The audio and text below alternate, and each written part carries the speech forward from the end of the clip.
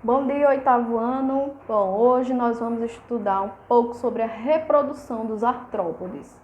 Artrópodes nós já vimos no ano passado, né? Eu sei que vocês estão se perguntando, a gente está vendo tudo repetido esse ano? Não, nós estamos fazendo uma breve revisão, só que o foco é na reprodução de cada grupo de ser vivo.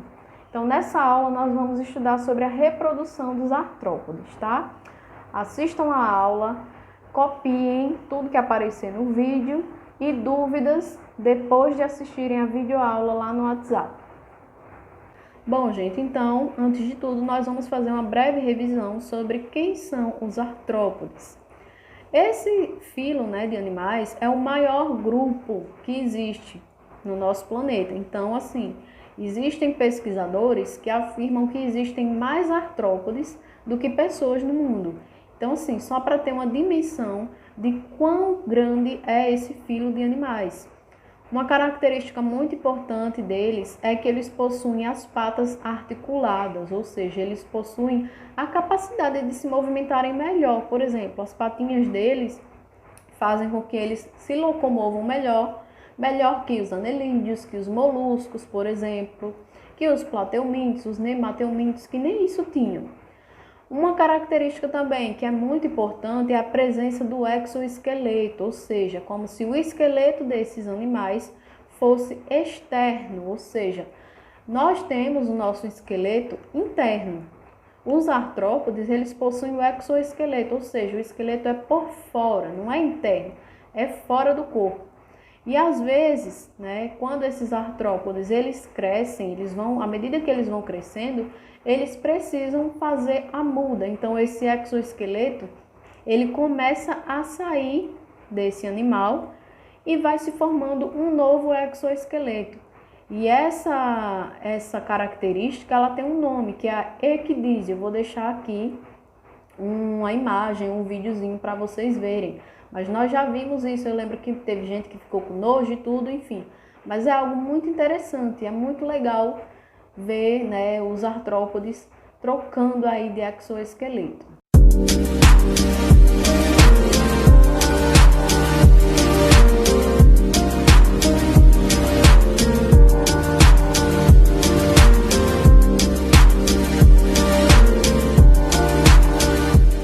Beleza, então agora nós vamos falar dos principais grupos desse filo. Um dos principais são o grupo dos crustáceos.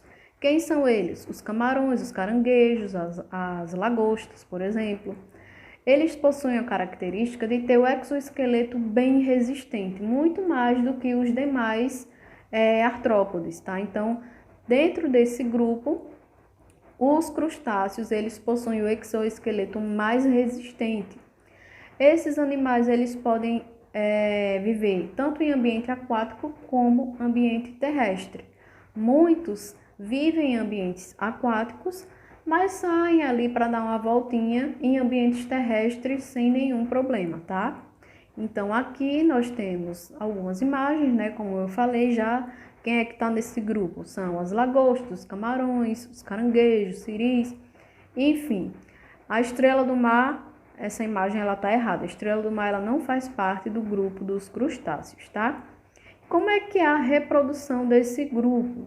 Primeiro de tudo, o macho, dos crustáceos, ele vai utilizar um apêndice. O que é um apêndice? Pode ser aí as patinhas, tá? Do corpo dele, e ele vai inserir os espermatozoides dele dentro do corpo da fêmea. Então, a fecundação ela vai ser interna. Por quê? Porque o espermatozoide ele entrou dentro do corpo da fêmea. Ali vai ocorrer a fecundação, certo? E a fêmea ela vai colocar os ovinhos em uma superfície externa ao seu corpo. Então, geralmente elas colocam ou na barriguinha, tá? Ou em cima, ou nas costas. Algumas espécies, em vez de carregar os ovos no corpo, podem colocar esses ovos em algum lugar seguro, vai depender da espécie. Então aqui tem algumas imagens, olha só, temos aí uma caranguejinha e vocês estão vendo que embaixo do corpo dela, todas essas bolinhas pretinhas são ovos, certo? Então, é assim que a fêmea vai incubando os ovinhos dela. Depois, esses ovos, eles vão eclodir e os filhinhos, eles estarão aptos a viver aí livremente no habitat natural deles. Aqui nós temos crustáceos acasalando, né? Um momento de amor dos crustáceos. Então, nesse caso aí, o macho ele vai inserir o seu apêndice dentro do corpo, tá? Da fêmea. E aí é quando vai ocorrer a fecundação e todo aquele processo que vocês já viram. Outro grupo agora são os aracnídeos. Aqui é um pouco complicado, né? Porque eu tenho fobia de aranhas. Mas vamos lá, né? Sacrifícios. Vamos lá. Primeiro de tudo, uma característica muito importante dos aracnídeos. Eles não possuem antenas. Todos os crustáceos, todos os artrópodes, eles possuem antenas, menos os aracnídeos. Quem são os aracnídeos? Os escorpiões, as aranhas, os carrapatos e os ácaros. Esses animais, eles possuem quelíceras. O que são as quelíceras?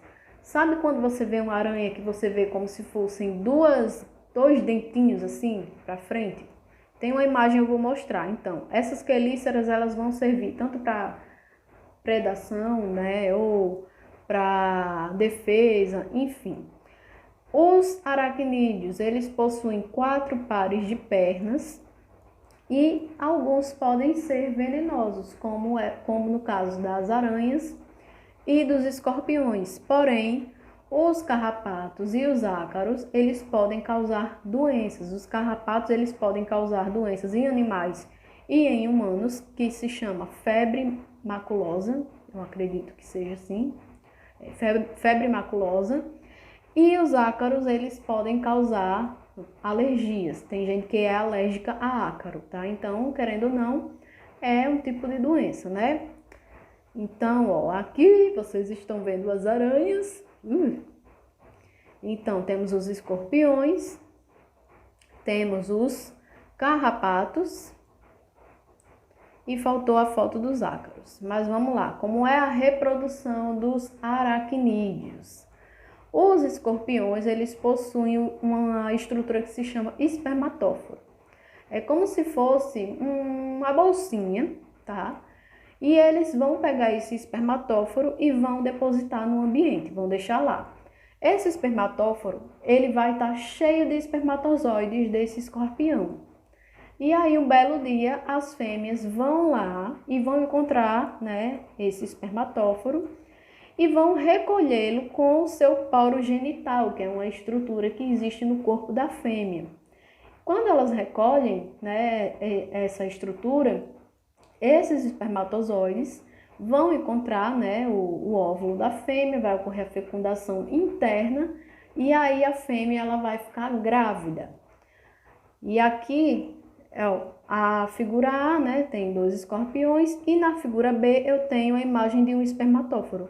Então, basicamente é isso. Essa estrutura ela tá cheia de espermatozoides de escorpiões, tá? Bom, e aí depois de um tempo, né, a fêmea vai colocar os ovos e depois que esses ovos eclodem, os filhotinhos dela vão ficar aí nas costas, tá? Então, até eles crescerem e atingirem aí a capacidade de viverem no ambiente sem a mãe, eles vão ficar aí.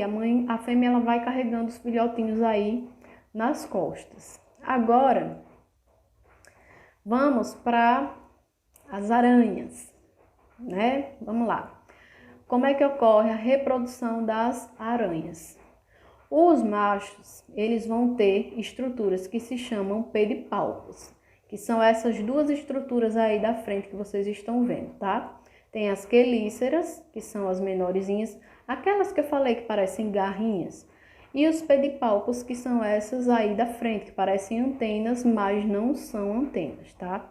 Então, o que é que os machos vão fazer? Vão pegar esses pedipalpos e com esses pedipalpos eles vão depositar os espermatozoides no corpo da fêmea, tá? Então, se deposita no corpo da fêmea, a gente já sabe que vai ter o quê?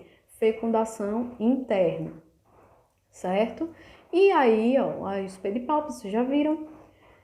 E aqui vocês estão vendo aranhas, né, no momento de amor, né, no momento de acasalamento. Não tem como entender nada aí, mas o que importa é que o macho vai transferir os espermatozoides dele através dos pedipalpos, tá? Vai colocar lá dentro do corpo da fêmea. A fêmea, ela vai colocar os ovos, ela vai carregar os ovos, tá? Na superfície do corpo dela. Gente, eu tô fazendo essa aula e eu não tô nem olhando. E aí depois, ai meu Deus, essa é a pior de todas. Aí depois ela vai conviver ali na teia com os filhotes até que esses filhotes eles cresçam, sejam independentes. Pronto, acabou, graças a Deus.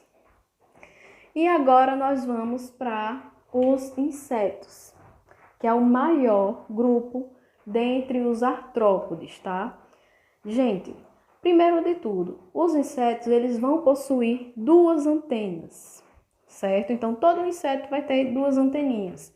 Eles também vão ter peças bucais. O que é isso? Peças bucais são como se fossem estruturas parecidas com bocas, mas não são bocas, tá? A gente chama de peça bucal. Então, existem vários tipos de peças bucais. O mosquito, por exemplo, ele tem uma peça bucal que é sugador. Existem insetos que têm, por exemplo, peça bucal picador. Depois nós vamos ver algum vídeo sobre isso, tá? E eles também têm 3 pares de pernas. Todos os insetos eles vão ter 3 pares de pernas, diferente dos aracnídeos, que vão ter 4 pares de pernas. Como é aqui, ó, vocês estão vendo, né? Exemplos de insetos do nosso cotidiano. Quem são? Os mosquitos. Quem mais? As baratas. As borboletas e as abelhas. Então, como é a reprodução dos insetos? Vamos lá. Os machos, eles vão possuir um órgão copulador, tá? Então, com esse órgão copulador, né, que seria relativo a um pênis, se a gente estivesse falando de um ser humano, por exemplo, ou de um mamífero, esses machos, com esse órgão copulador, vão introduzir dentro do corpo da fêmea os seus espermatozoides. Então, mais uma vez, a fecundação ela vai ser o quê? Vai ser interna. Depois da fecundação, as fêmeas elas vão colocar esses ovos no ambiente. Então, lá esses ovos vão ficar, né, sendo incubados até que ocorra o momento desses ovos eclodirem e novos insetos virem à vida. Então, ó, aqui vocês estão vendo a cópula dos insetos. Geralmente, né, dentre os insetos, as fêmeas elas são maiores que os machos. Por quê, professora? Porque as fêmeas elas precisam de mais energia, já que elas vão, né, carregar aí a função, né, de fecundar os futuros insetos. Temos aí o momento de amor das joaninhas e, se vocês observarem, vocês conseguem ver o órgão copulador aí da joaninha, que é esse aqui, ó. Tá vendo onde tá a setinha azul? E é isso, gente. Aqui também temos as moscas, né? Essa aula foi cheia de momentos românticos, né? E é isso, gente. Qualquer dúvida que vocês tiverem, falem no WhatsApp agora, nós vamos fazer alguma atividade. E lembrem-se, estudem, tá?